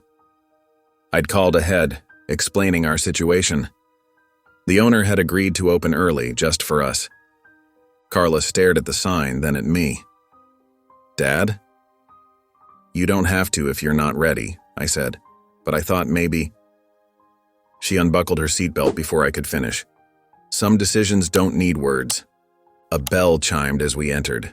The salon smelled of coconut oil and shea butter, familiar scents that immediately took me back to my wife's morning routines. The space was empty except for a woman arranging tools at the main styling station. "You must be Mr. Cross," she said, extending her hand. "I'm Desiree." "Thank you for doing this," I said, shaking her hand. "This is Carla." Desiree crouched down to Carla's level, her face softening. "Hello, beautiful girl. I hear you've had a rough time." Carla nodded, her eyes on the floor. "Well, you've come to the right place. Nobody leaves Desiree's chair without feeling like royalty." She gestured to the styling chair. "Want to hop up and tell me what you're thinking?" Carla climbed into the chair but remained silent. I stepped forward, ready to explain, but Desiree gave me a look that said she understood. "You know what?" she said, turning the chair so Carla could see herself in the mirror. "I have some pictures I can show you. Different styles, different braids. You can point to what you like." She brought out a leather-bound portfolio and began flipping through it slowly. Carla's eyes widened at the photos of intricate braids, beaded styles, and protective hairstyles of all kinds. "These are all my clients," Desiree explained. "Every kind of beautiful you can imagine." Carla's finger stopped on a page showing box braids with subtle purple accents woven through. "That one," she whispered. Desiree smiled. "Excellent choice. Very elegant." I settled into a waiting chair as Desiree began gathering supplies. The salon gradually filled with more stylists arriving for the day, each greeting us warmly. No one asked about Carla's damaged hair or the news stories that had been circulating. Here she was just another girl getting her hair done. "This might take a few hours," Desiree told me. "You're welcome to stay, or if you need to run errands." "I'm staying," I said firmly. And so I watched as Desiree worked her magic, her fingers moving with practiced precision. She started by gently treating Carla's scalp with oils, explaining each step as she went. "This will help your natural hair grow back strong," she said, massaging the mixture into the damaged areas. "And the braids will protect it while it heals." Carla winced occasionally when Desiree touched tender spots, but she didn't complain. I saw the same quiet resilience that had gotten her through these past weeks, the strength she'd always had, even when I'd been too focused on my own anger to notice it. Other clients began arriving, filling the salon with chatter and laughter. Several women stopped to compliment Carla's emerging style, offering encouragement as the braids took shape. An older woman in a chair next to Carla's reached over and patted her hand. "You're going to look magnificent, baby," she said. "Just magnificent." 3 hours later, Desiree made the final adjustments, weaving in subtle strands of purple that caught the light when Carla moved her head. "Ready to see?" she asked, positioning a hand mirror to show the back. Carla nodded, her eyes fixed on her reflection as Desiree slowly rotated the chair. I watched my daughter's face, holding my breath. For a moment, she just stared. Then, like sunshine breaking through clouds after a long storm, she smiled. A real smile that reached her eyes for the first time since that day at school. "I love it," she whispered, turning her head to see every angle. "I really love it." Something tight in my chest finally released. I exhaled slowly, feeling weeks of tension drain from my body. This was what the whole fight had been for. Not revenge, not justice, but this. My daughter's smile returned. I stood there watching my daughter's face transform with joy as she admired her new braids in the mirror. The purple accents caught the light as she turned her head from side to side, her fingers gently touching the intricate pattern Desiree had woven. "What do you think, Dad?" Carla asked, her eyes meeting mine in the reflection. "You look beautiful, baby girl," I said, my voice rougher than I'd intended. "Just like royalty." A lump formed in my throat as I watched her beam at her reflection. This moment, this simple, ordinary moment of a girl happy with her hair, had nearly cost us everything. I thought about the wall in our cabin now stripped of its mission plans and surveillance photos. I thought about the encrypted files Olga and I had compiled, the nights spent tracking Clay's movements, the federal agents who'd been so eager to add his crimes to their ongoing investigation. I thought about how close I'd come to crossing lines I'd sworn never to cross again after leaving Delta. Some wars leave nothing but ashes, but some, the ones fought for the right reasons, are worth every sacrifice, every sleepless night, every moment of fear. You did an amazing job, I told Desiree as Carla continued to admire her new look. I can't thank you enough. Desiree smiled, packing away her tools. It was my pleasure. That child deserves to feel beautiful. I reached for my wallet. What do I owe you? She named a figure and I counted out twice that amount, placing the cash in her hand. Mr. Cross, this is too much, she protested. No, I said quietly, it's not nearly enough. Her eyes softened with understanding. She'd seen the news, like everyone else in town. She knew what this meant. Well, Miss Carla, she said, turning back to my daughter, you take good care of those braids now. I wrote down all the instructions for keeping them nice. And you come back and see me in 6 weeks, you hear? Carla nodded solemnly. I will. I extended my hand to Desiree. Thank you for everything. She shook it firmly. You're a good father, Mr. Cross. Don't let anyone tell you different. Her words hit me harder than I expected. For weeks, I'd questioned every decision I'd made since adopting Carla. Should I have enrolled her in a different school? Should we have lived somewhere more diverse? Had my choice to raise her in isolation made her more vulnerable? But looking at Carla now, her head held high, her posture straighter than it had been in weeks, I knew we'd find our way forward. Ready to go? I asked her. She hopped down from the chair, her braids swinging with the movement. Where are we going? I glanced outside at the clear blue sky. Spring had finally arrived in full force, washing away the last remnants of winter. It's too nice to go straight home. Let's go somewhere sunny. Her eyes lit up. The lake? The lake it is. We said our goodbyes and stepped out into the warm afternoon. The sidewalk was busy with weekend shoppers, and I noticed how several people did double takes as we passed. The story had been all over local news, then national when the federal investigation broke. Carla's case had become a rallying point for discussions about racial bias in schools, about abuse of power, about children's rights. But today we weren't symbols or headlines, we were just a father and daughter heading to the lake on a beautiful day. I helped Carla into the truck, making sure her seatbelt was secure before climbing in myself. As we drove through town, I caught her watching the people we passed, her eyes wary. You okay? I asked. She nodded slowly. Do you think people will be mean about my hair again? The question pierced me like a knife. No, I said firmly. And if anyone ever tries, they'll have to answer to me. But more importantly, they'll have to answer to a whole lot of other people now. Things are changing, Carla. Because of us? Because of you, I corrected her. You were brave enough to tell the truth about what happened. That's made a difference for a lot of kids. She considered this, her small face serious. I wasn't brave when it happened. I was scared. Being scared and being brave can happen at the same time, I told her. That's something I learned a long time ago. We turned onto the lakeside road, the water glittering in the distance. I found our usual spot, a quiet stretch of shoreline away from the more popular beaches. As soon as I parked, Carla unbuckled and hopped out, running toward the water's edge. I followed more slowly, watching as she picked up stones to skip across the surface. The sun caught the purple in her braids, making them shine. Her laughter carried back to me on the breeze. A month ago, I'd been prepared to burn down the whole town to avenge her. Now, watching her stand tall in the sunshine, I understood that our redemption wasn't in the punishment we'd brought to those responsible. It was here, in this moment, my daughter reclaiming her joy, one skip of a stone at a time. I joined her at the water's edge, selecting a flat stone of my own. Show me how again, Dad, she asked. And so I did, our stones dancing across the sun-dappled water, leaving ripples that spread and faded into the vast blue.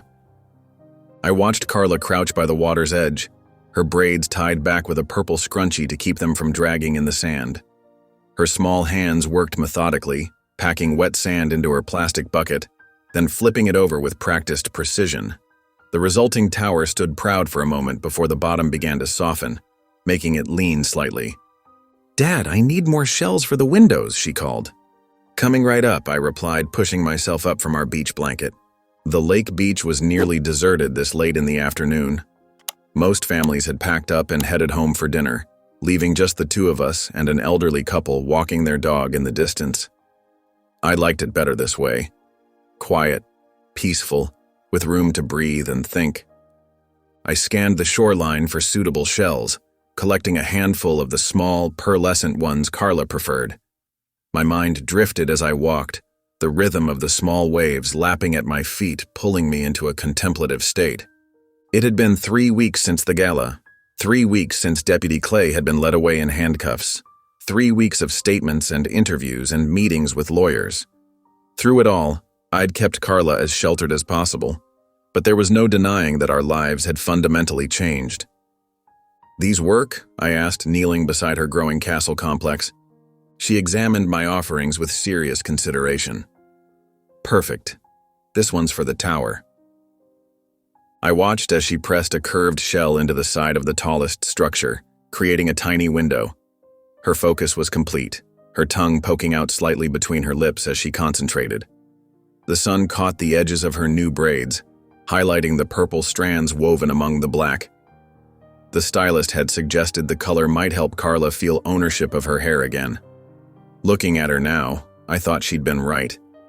The water crept closer as the tide came in, threatening the outer wall of Carla's creation. She noticed and quickly began digging a moat, trying to channel the water away from her castle. "Need help with that?" I asked. She shook her head. "I got it. You can just watch." So I did. I sat back on my heels and watched my daughter work, struck by how much older she seemed than just a few months ago. There was a new awareness in her eyes, a wariness that hadn't been there before. But there was strength too, a resilience I recognized. The tide continued its inevitable advance. Despite Carla's best efforts with the moat, a larger wave sent water rushing toward the castle's foundation. She made a small sound of dismay as the outer wall began to dissolve. "It's okay," I said softly. "We can build another one higher up." She sat back on her heels, considering the damage. "I knew it was going to happen," she said finally. "The water always comes." Something about her matter-of-fact acceptance hit me hard. I looked out at the lake, its surface shimmering in the late afternoon sun. The water always comes. No matter how carefully you build, no matter how strong your walls, change is inevitable. "You know what this reminds me of?" I said. Carla looked up at me, curious. "What?" "Something my old commander used to tell us." I picked up a handful of wet sand, letting it filter through my fingers. He'd say, "Real warriors don't win by rage. They win by never being seen. Until it's too late." "Like ninjas?" Carla asked, her eyes widening with interest. I smiled. "Something like that. He meant that the loudest person isn't usually the most effective. True power often works quietly, like the tide. You don't see it coming until suddenly everything has changed." She looked back at her partially collapsed castle, considering this. "Like how the water just keeps coming a little bit at a time?" "Exactly," I nodded. "People underestimate things that move slowly and quietly. That's what we did with Deputy Clay and the others. We didn't fight them head on. We let the evidence speak for itself." "And now they're in trouble," she said. "They are." I watched as another wave crept closer to what remained of the castle. "Justice sometimes works like the tide, Carla. It might seem slow, but it's unstoppable once it starts moving." She nodded solemnly, then suddenly brightened. "Can we build a new castle? One that's safe from the water?" Of course. We moved further up the beach and Carla began gathering fresh supplies. I helped her pack the base, making it wide and strong. As we worked, I found myself thinking about legacy, what we leave behind when the tide washes away our footprints. My military career had left its mark on the world, though most would never know my name or what I'd done. That had been the point, to be the unseen force, the tide that changed everything without being noticed. But this, what we'd done for Carla, for the other children who'd suffered similar injustices, this was different. This would leave ripples that others could see and follow. "Dad, you're not helping," Carla said, breaking into my thoughts. I realized I'd been sitting motionless, the bucket of sand forgotten in my hands. "Sorry, just thinking." "About what?" I patted the sand into place before answering. "About making things better. Not just for us, but for others too." She considered this as she carefully placed a row of shells along the top of a wall. "Like how the school has to change its rules now?" Exactly like that. The federal investigation had already resulted in a complete overhaul of the school's disciplinary procedures. The board members had resigned. The mayor was fighting for his political life, but more importantly, parents were speaking up, demanding better for their children. "I'm glad," Carla said simply, "so other kids don't have to be scared." I looked at my daughter, this remarkable, resilient child who'd endured so much yet still thought of others. Pride swelled in my chest, almost painful in its intensity. "Me too," I said. "That's what justice is supposed to do, make things safer for everyone." The new castle took shape under our hands, more elaborate than the first. Carla had learned from the tide's advance, building higher on the beach, adding stronger walls. She worked with confidence now, occasionally directing me to fetch more water or find specific shells. As the sun began its descent toward the horizon, casting long shadows across our creation, I realized that this moment of peace, of ordinary joy, was what I'd really been fighting for all along. Not vengeance, not even justice, though that mattered. What mattered most was sitting right beside me, humming softly as she put the finishing touches on a sandcastle that would, inevitably, return to the earth. But for now, in this moment, it stood proud against the coming tide. I turned off my phone with a satisfying click and set it face down on the porch table. The battery would last for days now, not that it mattered. I'd already deleted every trace of my digital footprint in this whole affair. The encrypted drives, the surveillance footage, the careful documentation of every moment of Clay's corruption. All of it handed over to the federal authorities with no strings attached. "Dad, look!" Carla called from the yard where she was attempting a cartwheel. Her braids, new, beautiful, and exactly how she wanted them, swung wildly as she tumbled onto the grass in a giggling heap. "Almost got it," I said, smiling. "Keep your arms straight next time." She nodded seriously, then immediately tried again with the same result. Her laughter carried across our property, louder and more meaningful than any breaking news alert or viral headline. 3 weeks had passed since the gala, since Clay's arrest and the subsequent collapse of his little empire. The story had exploded across national media. Corrupt deputy, systemic abuse of power, racist policies targeting children. Hashtags trended, outrage flowed, investigations expanded, and through it all my name appeared nowhere. Olga had called yesterday, frustrated. "They're looking for you, you know. Every reporter in 3 states wants the story behind the story. You could write a book, go on talk shows." "Not interested," I told her. "You deserve credit," she'd insisted. "Credit isn't what I was after." The truth was I'd never wanted recognition. That wasn't how I'd operated in Delta, and it wasn't how I operated now. The mission had been about justice, not glory, about Carla, not me. My phone buzzed against the table. I ignored it. "Dad, I'm thirsty," Carla announced, abandoning her gymnastics routine and bounding up the porch steps. "Water or lemonade?" I asked, rising from my chair. "Lemonade, please." She followed me into the kitchen, her footsteps light against the wooden floor. As I poured her drink, I glanced at the newspaper on the counter. The headline was smaller now, relegated to page 3. "School Board Overhaul Complete, New Policies Implemented." The article detailed how the district had adopted comprehensive anti-discrimination rules, mandatory cultural sensitivity training, and strict oversight of disciplinary actions. Clay himself was facing federal civil rights charges, his bond revoked after evidence emerged that he'd attempted to intimidate witnesses. The mayor had announced he wouldn't seek re-election. The school principal had resigned. The system was being rebuilt from the ground up, all without my name attached to any of it. Is that about the bad people? Carla asked, noticing my attention on the newspaper.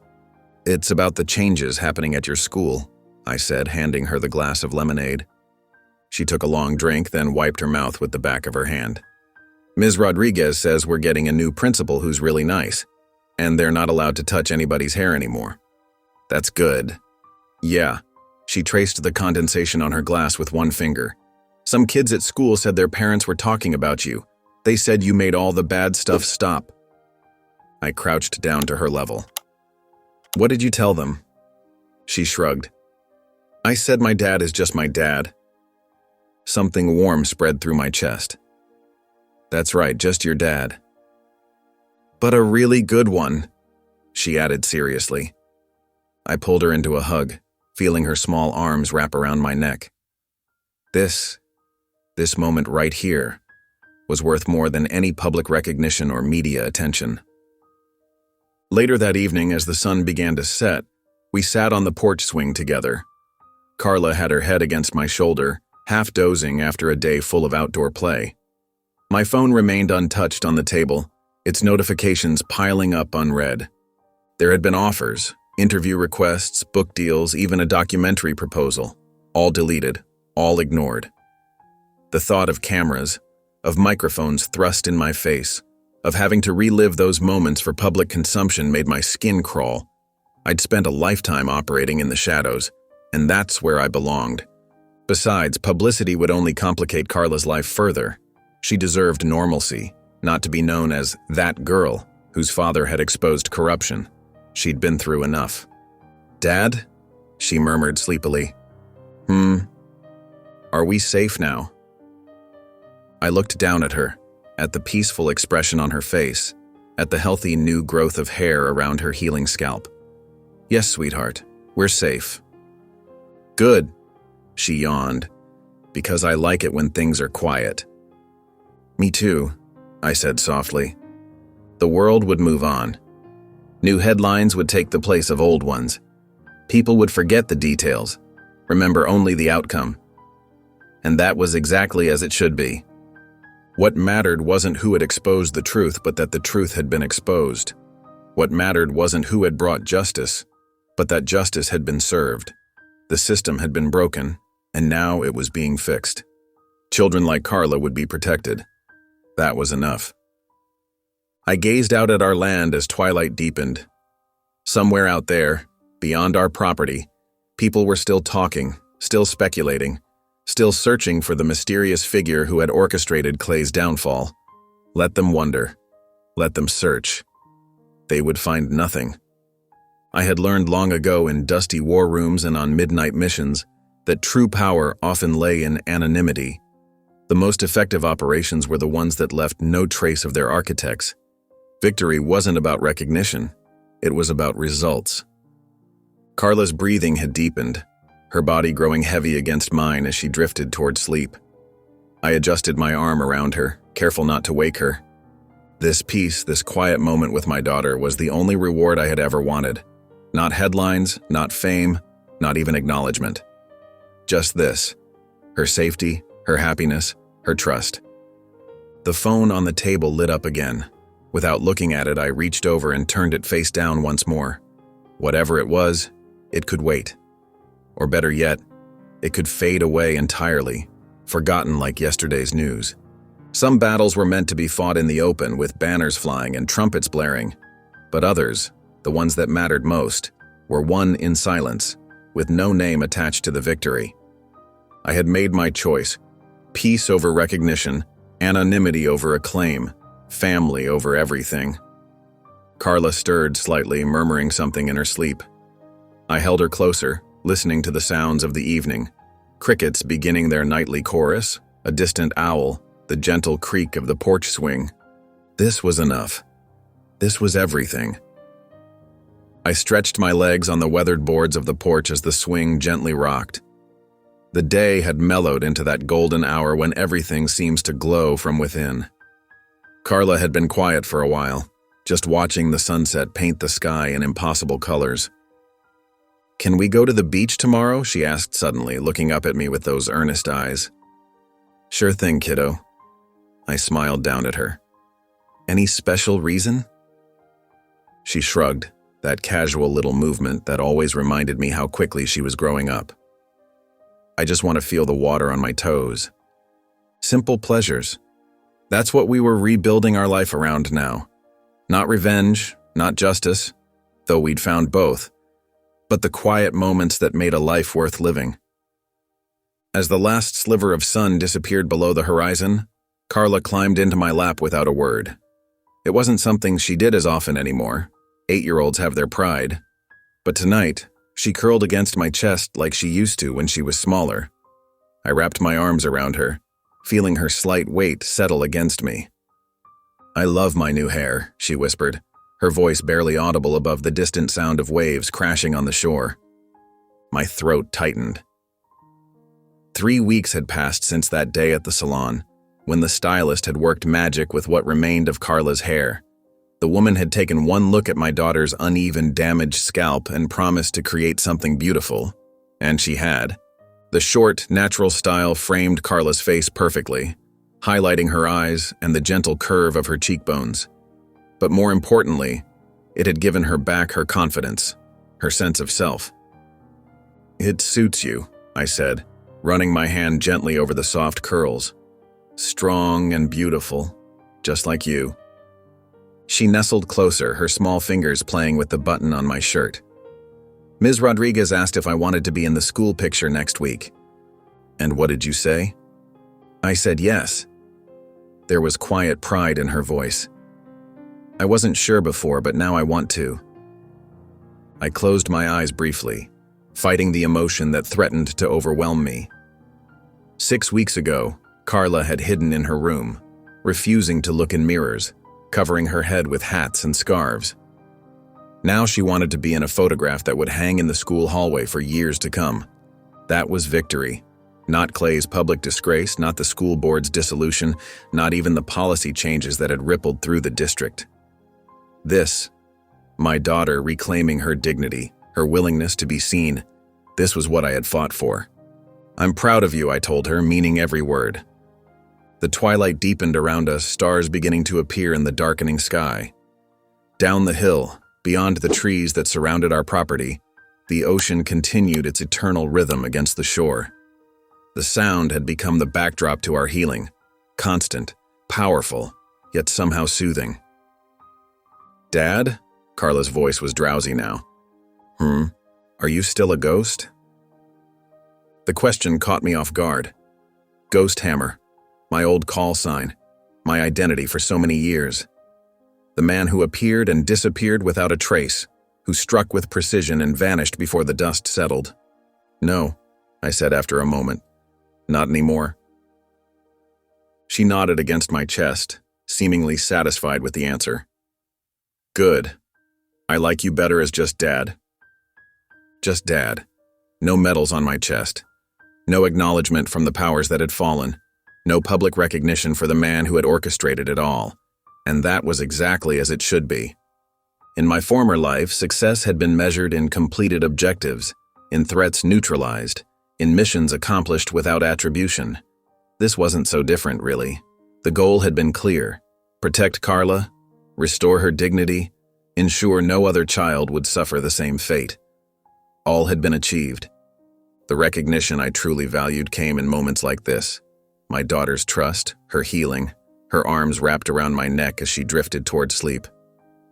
"Look," I whispered, pointing to the first bright evening star. "Make a wish." She squinted up at the sky, her expression serious as she considered. Then she closed her eyes tight, her lips moving silently. "What did you wish for?" I asked when she opened them again. "Can't tell," she said with the first hint of mischief I'd seen in weeks. "Or it won't come true." I chuckled, the sound rumbling in my chest where her ear was pressed. Fair enough. The night air had cooled, carrying the salt scent of the ocean. Tomorrow we would walk along that shore together, feel the sand between our toes, maybe build a castle or hunt for shells. Normal things. Father and daughter things. "I think," Carla said slowly, fighting to keep her eyes open, "that everything's going to be okay now." "It is," I promised her. "It already is." She nodded, satisfied, and let her eyes close fully. Within minutes, her breathing had deepened and evened out, her body growing heavy against mine as sleep claimed her. I sat there holding her long after the stars had fully emerged, a blanket of light above us. The mission wall in my office was empty now, all evidence of our operation destroyed or encrypted beyond recovery. The burner phones were gone, the surveillance equipment returned to storage. Olga had disappeared back into her digital world, our connection maintained only through encrypted channels that would activate if ever needed again. To the world, what had happened was simple. A corrupt system had been exposed by anonymous sources. Justice had prevailed. Reforms had been implemented. End of story. No one needed to know about the father who had once been Ghosthammer, who had applied decades of tactical expertise to bring down those who had hurt his daughter. No one needed to know about the nights spent planning, the risks taken, the lines crossed. All that mattered was this: Carla sleeping peacefully in my arms, her new hair catching the moonlight, her dignity restored. I carefully stood, cradling her against my chest as I had when she was a baby. She barely stirred as I carried her inside and up to her bedroom. The walls, once bare, were now covered with her artwork again. Bright, hopeful scenes of beaches and forests and family. As I tucked her in, she murmured something in her sleep that sounded like, "Love you." "Love you too, kiddo," I whispered back. "Always." I stood in the doorway watching her for a moment longer, then quietly closed the door. Outside, the waves continued their eternal rhythm against the shore. Tomorrow, we would stand together at the edge of that vast ocean, letting the water wash over our feet, building something new on the clean, wet sand. No medals, no thanks. Just a father protecting his child. It was enough. It was no medals, no thanks. Just a father protecting his child. It was enough. It was everything.